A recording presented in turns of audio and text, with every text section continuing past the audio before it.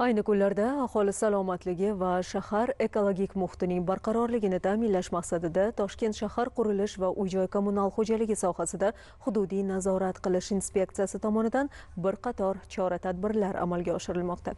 Navbatdagi lavhamizda ayni shu mavzuda so'z yuritiladi.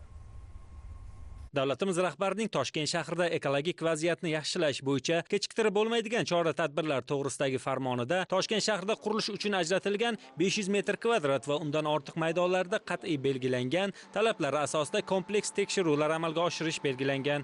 Shunga ko'ra mas'ullar tomonidan qurilish maydonlarida qo'shimcha profilaktik tadbirlar olib borilyapti. Toshkent shahar qurilish, uy-joy va kommunal xo'jaligi sohasida hududiy nazorat qilish inspeksiyasi xodimlari tomonidan poytaxtimizning Mirobod tumanida ham profilaktik tadbirlar olib borildi. Qayd etish kerakki, tumandagi qurilish obyektlarida chang ko'tarilishini oldini olish maqsadida avtotransport vositalarining shinalari va tegishli qismlarini doimiy ravishda yuvish, suv sepish jarayonlari amalga oshirilmoqda. Prezidentimizni farmonlarining ijrosi yuzasidan inspeksiya tomonidan barcha changishi mumkin bo'lgan obyektlarni nazorat tartibi kuchaytirilgan tartibda reydlar uyushtirilgan holatda o'tkazilyapti. Bu talablarimizni bajarmagan obyektlarda keskin choralar, bajarish majbur bo'lgan ko'rsatmalar beryapmiz.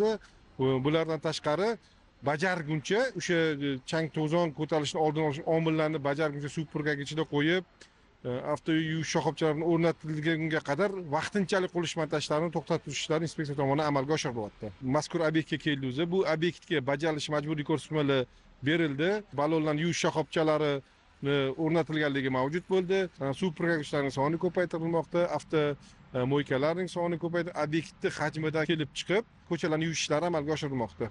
Bu tadbirlar qurilish inspeksiyasi tomonidan doimiy amalga oshiriladi. Bajarmagan taqdirda ma'mur javobgarligi to'g'risidagi kodeks tegishli bandlari bilan ma'mur javobgarligi tortilishini hammasiga ogohlantirib etiladi. Ta'kidlash kerakki, inspeksiya tomonidan shahar ekologiyasiga salbiy ta'sir ko'rsatuvchi omillarning oldini olish, qurilish jarayonlarini talabga moslashtirish va aholi uchun xavfsiz muhit yaratishga qaratilgan kompleks chora-tadbirlar izchil davom etmoqda.